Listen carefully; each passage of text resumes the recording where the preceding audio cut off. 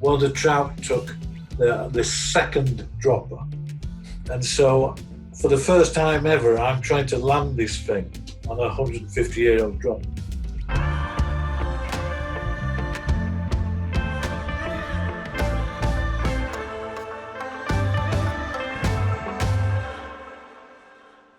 Rob Smith is a talented fly dresser who recently tied his last batch of professional flies for a customer. He's also the author behind The North Country Fly, an investigation into the rich history and traditions of the soft hackle wet flies of the north of England. Join me now in the company of the fascinating Robert L. Smith. Rob, welcome to Fishing Discoveries, and thanks for giving up your time to talk fishing this evening. Well, thank you, Paul. It's my pleasure. Just for the benefit of folks that are either listening to this or watching it that aren't familiar, could you just give us a bit of a sense of the part of the world that you live in and the places that you fish? Well, I'm your typical Yorkshireman. I don't go too far from home. So I'm on the outskirts of Bradford, between Bradford and Leeds. A wonderful spot, really, because I get literally 20 minutes and I can be in the rest of the dale. So I get to fish Wharfdale, Upper Wharfdale, the Nid, the Ure, the Swale, basically everywhere in the north, across to the Ribble as well. We've got easy links up to Scotland as well. So I get about a bit, as they say. Yeah, so to sort of paint a bit of a picture with words, you got these rolling dales, the sort of the grazed, grassy dales with mixtures of limestone crags and a cross between the sort of the surface water, the rain-fed rivers with kind of more gritstone influence, and then also limestone as well. So you get quite a rich variety of different rivers and streams. Yeah. I mean, we have a lot of urban rivers as well. Because the Industrial Revolution has come and gone in our part of the world. So a lot of the urban rivers are now starting to flourish as well. The Calder and Bradford Beck, even where I grew up beside, is now unbelievably cleaner than what it used to be. Indeed, so, and just in general, the rivers are kind of stuffed with wild trout and grayling. So it's a fly fish's paradise, really. Yeah. Although we're going to have a sort of a more dedicated conversation that we were fortunate enough to get a chat together in a pub, which is ideal, obviously. About. I can't remember. I think I was tying my shoelace when when it was my turn at the bar. But yeah, we're going to talk a bit more about Hubie Pilkington and the discovery of these mysterious chests of fly tying materials and fly fishing equipment from yesteryear. But just again, for the purposes of kind of bringing everybody up to speed fairly briefly with that, could you tell us a little bit about the story about the discovery of that chest of magic delight? Yes. Well, it's a chest of fly tying materials that once belonged to the Pilkington family from Preston. And it went through about 4 generations of the Pilkington family. And it ended up down in Devon in a barn down in Devon for about 20 years, just rotting away. And then it was given to a chap who sells things on a very well-known online auction house, which is where it came to my attention. And it came to my attention really because the photographs on the listing, I could quite clearly see that there was a letter there. And when I zoomed in, I could read the address and the name of the person it belonged to, which by chance, I already had his fly wallet, which was absolutely stuffed full of vintage trout flies. So once I saw the name and corresponded it to what I already had, meant I just had to go and buy it. So I did. Fantastic.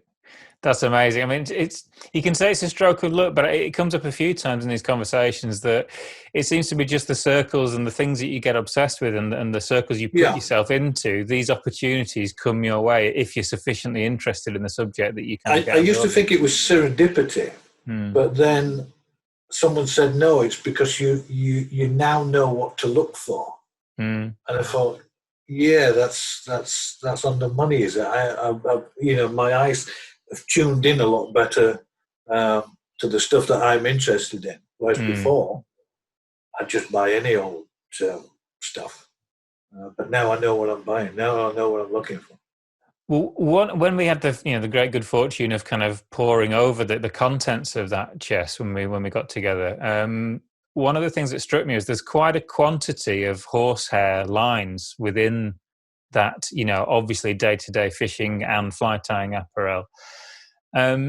It seems sort of slightly timely because Yvon Chouinard and Patagonia have just put a film out about a subject that we've respectively both been quite interested in for a little while, which is the Valsesia, the Italian sort of soft hackle wet fly tradition. And obviously that's a very central part to their wet fly fishing tradition as well. But I know that you've got some maybe thoughts or observations around the way that the use of horsehair kind of maybe shaped the way that we would have fished, over the last couple of centuries. Well, particularly in my location in the North Country stuff, horsehair is really the driver behind fishing techniques as well as fly tying techniques, because the eyed hook hasn't been invented. So how we tie flies today is completely different to how they would have had to tie flies. The leaders as well, and the presentation methods that they used. Now we've got modern lines, modern nylons.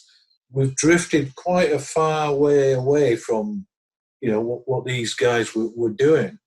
That's not to say that they weren't quite sophisticated, because they really were. They were playing with leader designs before we'd even thought of these sort of things.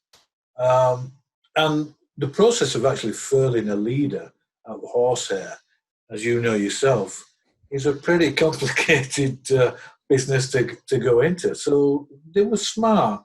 And as I say, years ago, I got a collection of flies as well on droppers, which were sold in Walbran's shop in Leeds. And I couldn't understand how they got the dropper onto the leader, because the fly came tied on this little dropper. And it took me nearly 20 years to find out how it was done.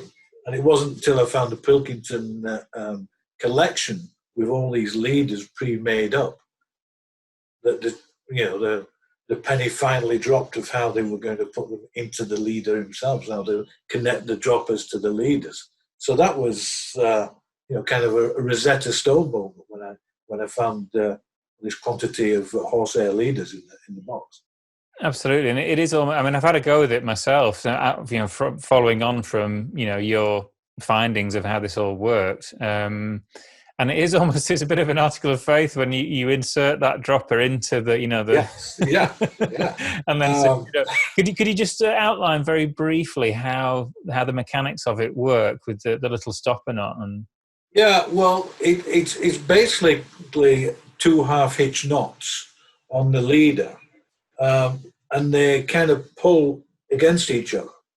And then the dropper is inserted through the loop between the 2 knots, and then the knots are pulled tight, which jams in the knot in the dropper, which also has a knot on the end anyway. And horsehair is quite abrasive anyway, so it jars in and doesn't come out. The only problem I found with a horsehair is once it gets wet, it gets really stretchy. Yeah. And that, as you say, is a leap of faith when you're fishing those. I've always, whenever I've done that and I've actually successfully got a dropper in place, I've never been quite brave enough to separate it out again and change flies. It's like, this is what I'm fishing with now. Yeah. Well, funny story is I fished the tees a couple of years ago. And right at the top at Woody Bank, where it's really exposed. And my idea was to go and fish a team of spiders downstream and fish through the pockets. But it was a brisk upstream wind. And it was your typical northern day. It was cold and windy.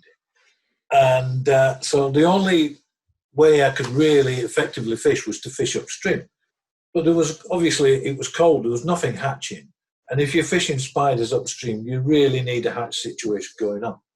So I decided, brave or stupid, I'm not quite sure, to tie on this horsehair leader, which was at least 150 years old, with these four droppers. Oh, I love And it. I started to fish them. And I was just basically going through the mechanics because I thought there's a cat in hell's chance of a trout taking it. Well, the trout took the second dropper. And so for the first time ever, I'm trying to land this thing on a 150-year-old dropper. And I think really the trout was playing me rather than me playing the trout. And I'm literally only 3 or 4 feet from the bank. And I became aware that there was this angler on the bank looking at me as though I was a complete novice as I'm trying to gingerly get this trout in. And after about 15, 20 minutes, I finally get it in. And then I explained to him what I was doing. And I said, I'm not a complete novice. I do know what I'm doing, but I'm fishing a very, very old horsehair leader. And you know what he said to me? He said, do you know Paul Gaskell? And he'd seen your post on horsehair leaders. Yeah. So I thought, yes, I know him, yes. Yeah, similarly afflicted, I think, is the phrase. Yeah, same rabbit way going on. Well, I did make a very short video of using some like 100-year-old spiders of your that came out of your collection attached to the original horsehair droppers. I made a new horsehair leader, a cast, but the droppers and the flies themselves were over 100 years old, and caught some fish in Derbyshire actually on those, which is great. It's as much. The cast is different. Isn't it? It is, and okay, horsehair's got its limitations and its restrictions. You've mentioned that it gets super stretchy when it's wet, and it can be when it breaks suddenly and unpredictably. But all that being said, I'm surprised at how ideal a material it is in terms of the stiffness, the balance of stiffness and flexibility, and the way that it casts. For casting lines, it's fantastic. And I was surprised at the sort of thing that you could do in actually playing fish, and what fish would take as well. If you're comparing it to nylon, it would seem a lot more sort of cumbersome, not thicker and whatever else. But the fish, really didn't seem to care that much. At least when in the small number of occasions that I've dared to fish with those old flies. But it's surprising. It said that it turns invisible in water, but I've never really put it to the test. But it'd be interesting if it does. It was. I think it's probably more that it's effectively invisible to the fish because they're not looking at that detail. That's just background noise. That's they're looking at the bit that looks like food. It's just an opaqueness drifting past. Yeah. Who knows? But it certainly seems to be far less of an issue than you'd think. And it's great fun. The other thing that I like about it as well is that some people say, "Oh, well, why don't you use the modern stuff? It's better." Well, yes and no. I mean, it's more effective, but then again, sometimes the restrictions that stuff places on you does better things for you as an angler as well, because you have to accommodate it. And also, it's just enjoyable to try and see if your skills match up to those, of people that were doing it for real, in yesteryear, as it were. It teaches you to sneak up on the fish, basically. You can't really do a long cast. You understand why there were very short line casts. Once you start to cast, especially up here in Wharfdale, where we've always got a breeze going on. But there's a couple of things to that, I think, as well, that actually the ability to hold that casting line off the water is a monumental advantage, and that's something that I think we lost when we went to shorter rods and heavier lines. After the war. Yeah. So it's, again, it's almost like those mechanics got reinvented by competition anglers in the sort of the French and Spanish, nymphing sort of schools. With the French nymphing, that tight line presentation that they have, they can see every single take to the nymph. similar with the spiders, that high rod angle. You can see the line shoot in. Yeah, and I think there's a tremendous advantage to not having that line splash landing near your fish as well. So it kind of compounds that benefit. Yeah, fish only leaders. Interesting. I mean, so getting a sense of, because it was quite a good material for that, just trying to get a sense of how recently maybe it got switched out for some of the more recognizable alternatives in different. Well, the notion is that sooner as nylon starts to come in after the war, that everything starts to change. I suppose with reasonable rapidity, but in the collection, there's horsehair leaders dating to 1967. So says a lot about the cantankerous nature of Yorkshiremen, but we were still using horsehair leaders in 1967. Well, someone was, because they're there in the packets. And in the collection, there's, I think, the first packet of horsehair leaders, well, actually, with flies, I think is 1865, I think it is. And then all the way to 1967.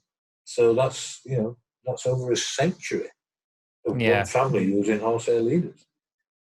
I think the other thing, and you'll forgive me for being slightly facetious, but I think the other thing as well, there is something to making your entire rig from scratch. I think it's probably a guy thing. I suspect that women maybe don't suffer from it. It's that sort of MacGyver complex. If you were stuck on a desert island and you just had this and this, could you fashion a fly? Could you do it? Yeah. And actually, from that aspect, it is actually quite fun to, when you land that fish, it's like, I am a survivor.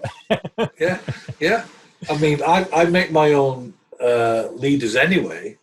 Nylon leaders. I play about a combination between fluorocarbon and nylon in different sections, because I think the drag of the fly, the nylon has a different characteristic to fluorocarbon. I believe it. I can't actually prove it, but I believe it. So, I make up different sections of leader using different materials, different stiffness and everything else. But that might be just in my head. But then again, you take it out and you try it and you see what works, and you keep the stuff that works and chuck out the rest and do another iteration, don't you? So yeah. You mentioned before that obviously there's an influence on the way that the flies are tied. Can you give us a sense of the sort of stuff that's in Pilkington's wallet and the sorts of patterns that he was dressing and fishing? Everything, basically. One of the happy coincidences within the collection was there was a first edition copy of Pritt in there, which as you do, yes, the fella didn't know what he was selling.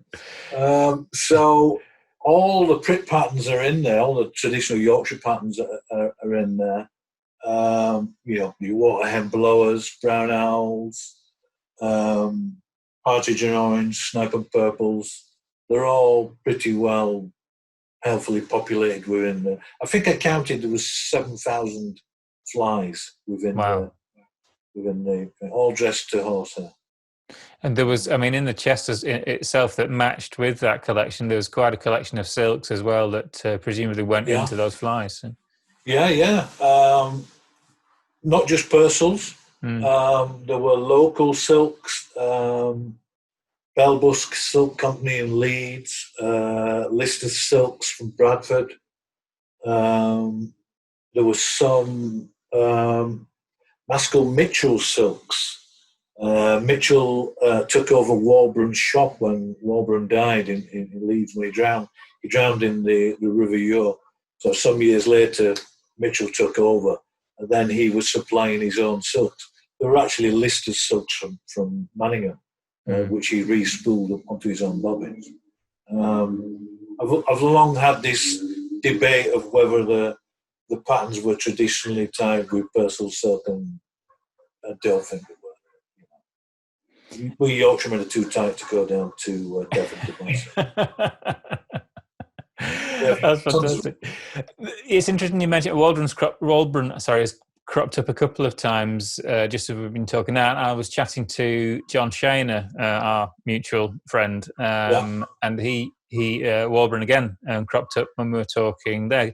Could you just give us a sense of who he was and the contribution that he made to the North Country tradition? Well, Francis or Maximilian Waldron,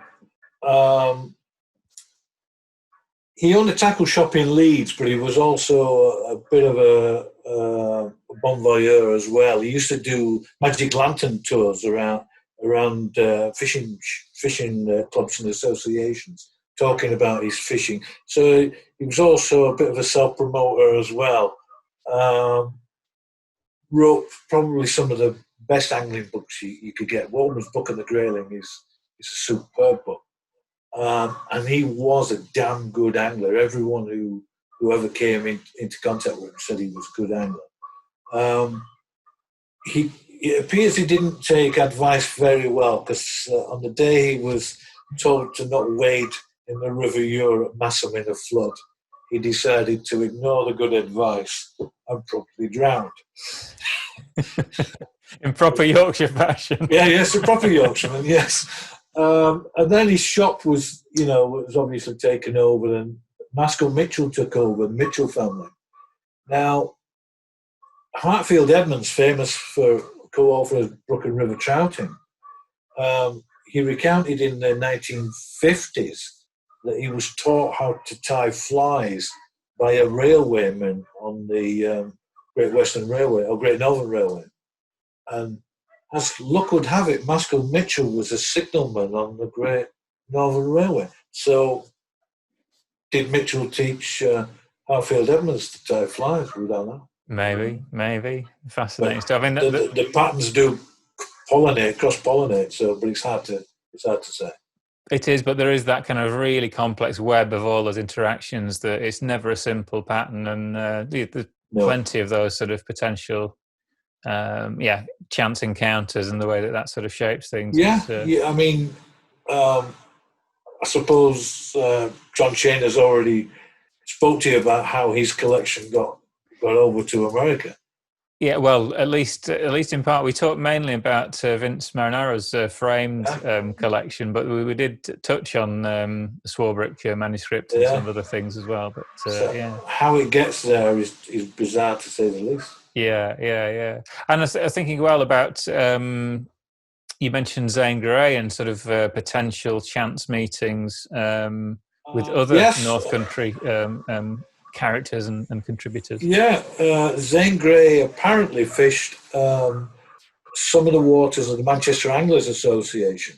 They have now the limited down to the River Ribble, but I think they had a few miles of the Loon as well.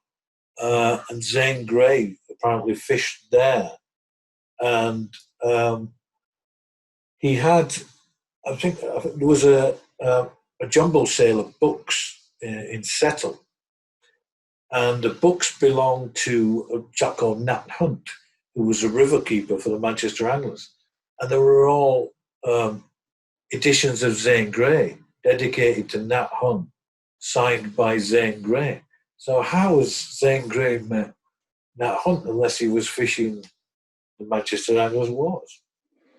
So just to bring that completely to a full circle, the flies that I was fishing when I was doing some of that horsehair stuff when we filmed it, one of the two flies on that cast was Nat Hunt's. So in the collection, there's Nat Hunt flies.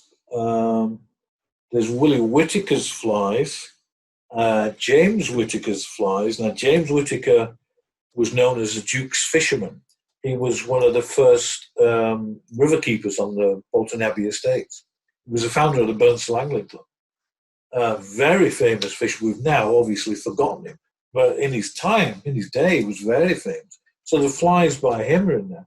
Also, Sproat's Blades, James Blades, another famous North Country angler. We think of the Lund's family down on the Test. the Blades family were 4 generations of river keepers at Hawes in Wensleydale. Longer lasting than the Lunds. Skews went and fished with Blades, before he died. Some of the horsehair in there is James Blazey's horsehair. Yeah. It's got his name and address on the packets.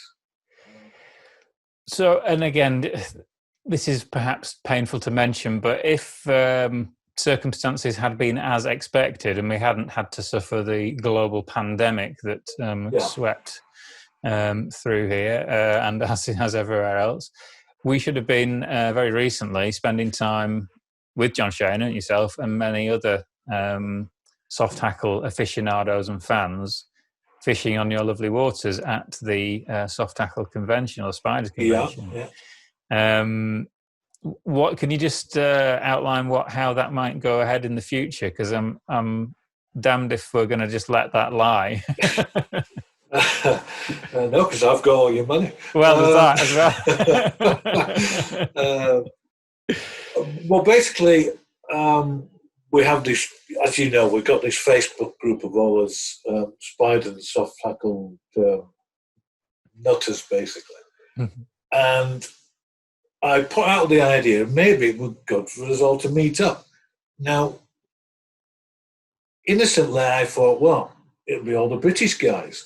I wasn't quite expecting Americans and South Africans and Swedes, Danes, and everybody else. But we organised this event for 4 days where we would all fish some of the best rivers, in the north.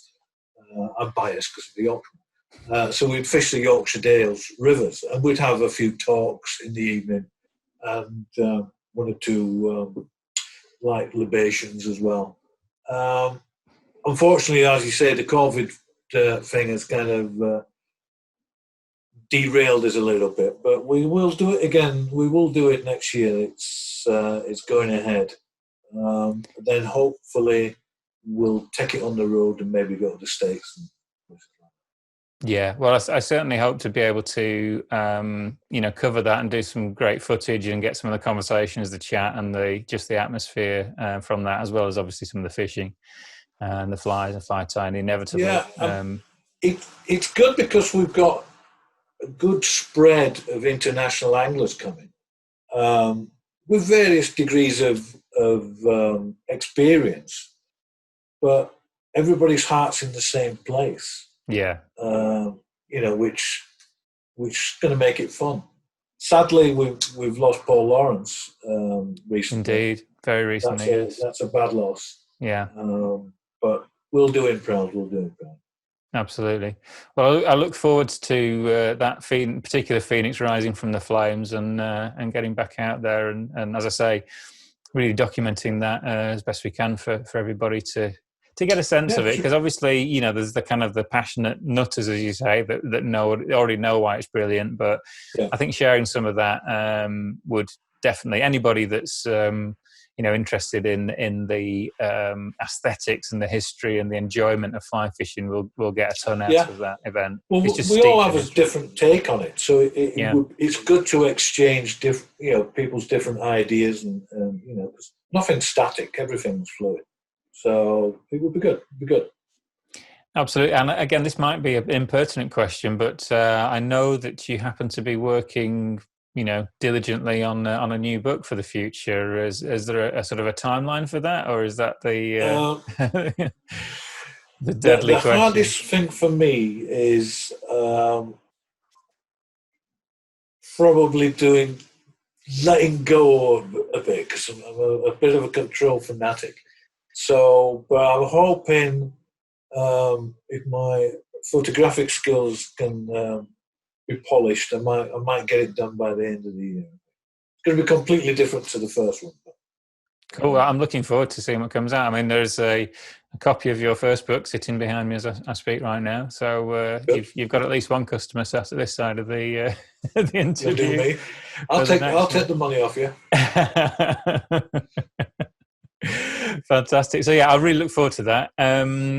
Listen, Robert, thank you ever so much for just giving us a little insight into some of the the layers of detail and the complexity, I guess, of the different, the families and the characters that have created this wonderful North Country tradition, and that that you've done a lot of work to help uncover and to share and sort of actually keep those ideas alive. So thank you both for that, and also, as I say, for sharing a bit of an insight with us this evening.